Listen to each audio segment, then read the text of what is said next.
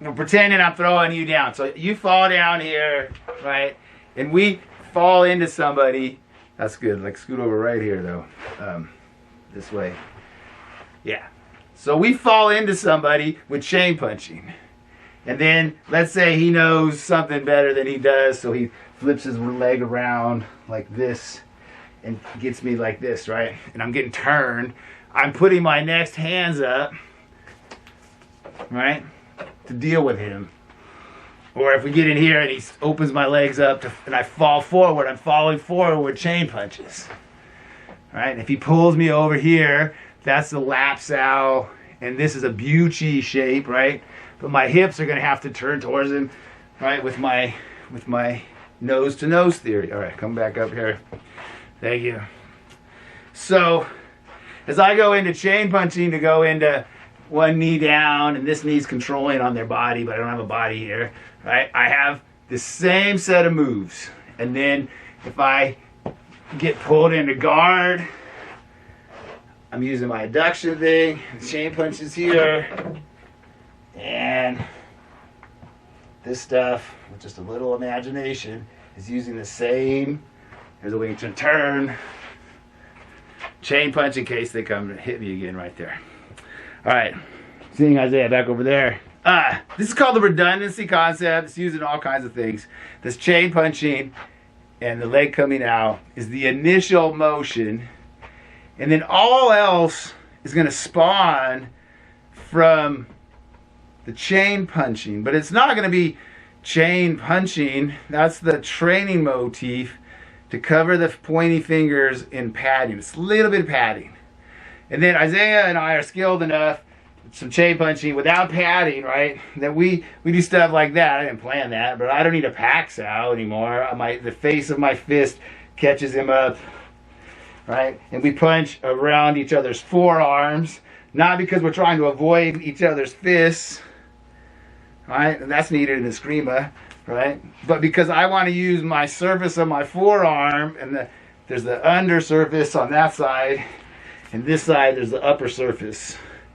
Right, for me, under surface, upper surface. So I'm trying to attack with this distance here going forward. Right?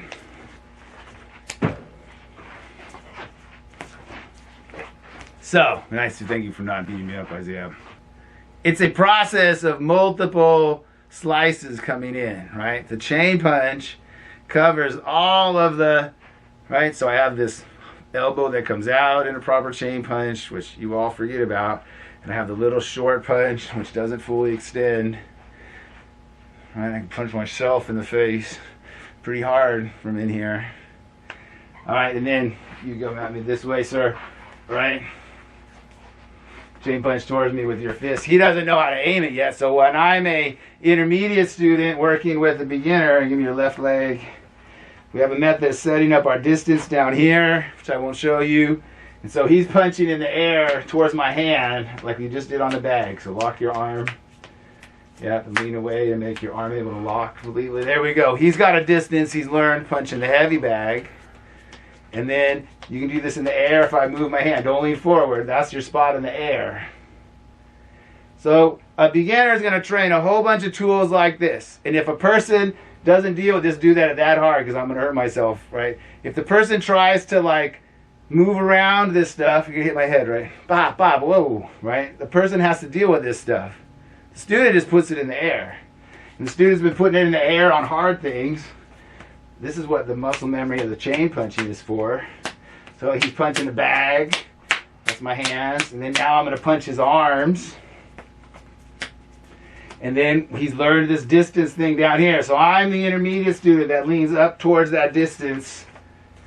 My job as a secondary is to learn how to gauge distance. And then maybe I'm going to add the second attack down low. You don't even know the defense very well yet. There it is.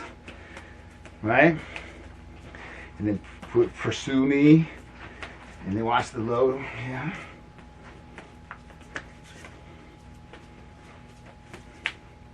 Good job, right? And then if I'm not there, I should be getting hit. So, thank you, sir. But the chest pad drill that he's ready for, and when his buddy comes back from vacation, they're going to be chasing each other, hitting each other on the chest pads. Isaiah and I, we now have this kind of, we'd rather not have the gear on, and we've gone through a lot of Chi Sao stuff, and we've translated all of these things, like this thing here, right? And this thing here, I'll do it to him, yeah? We translated it into Pax-Out punch drills, right? Hey, that was a good connection. They got the punch on there. Punch again.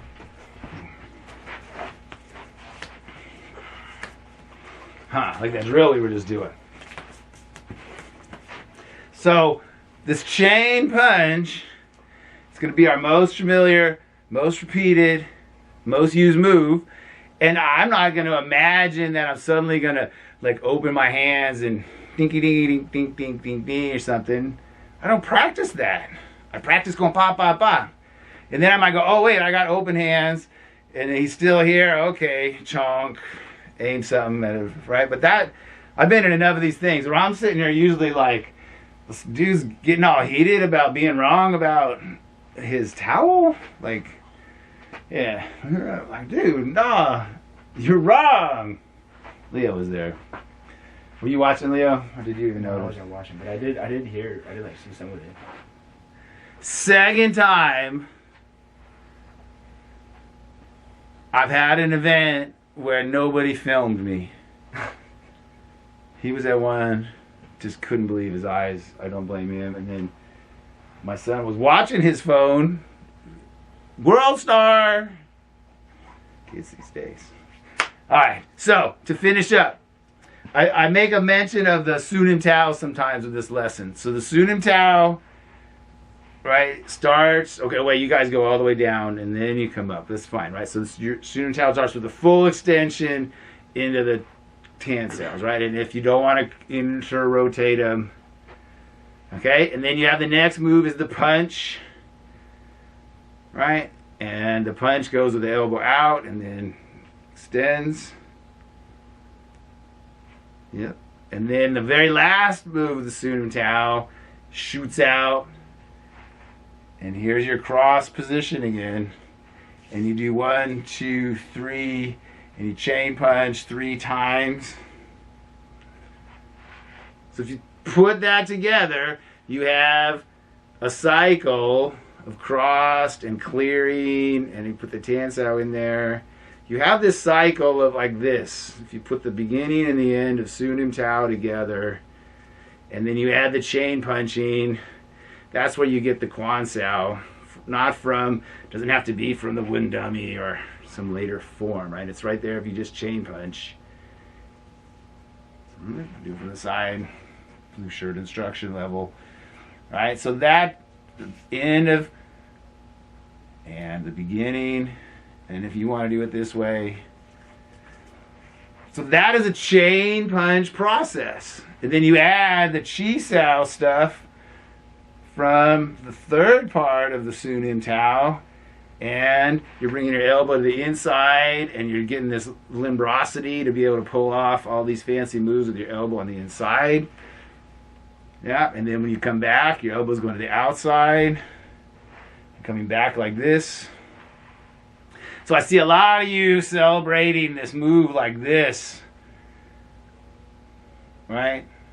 I think it's probably a real move, but I'm like, we do that already with, it's already in the, it should be out here for beginners. All right, chain punching then is when you put it all into a cycle, the rounder, middler, shared space, and then stick your arms up onto me, Isaiah, right? There's something happened, right? So let's see what it was. It was a shape like that. So it was this end position, ready to go out again. Right, and then I pushed myself away in that case, right? So we put these out there, and then all of our stuff from the Tsun Tao is available.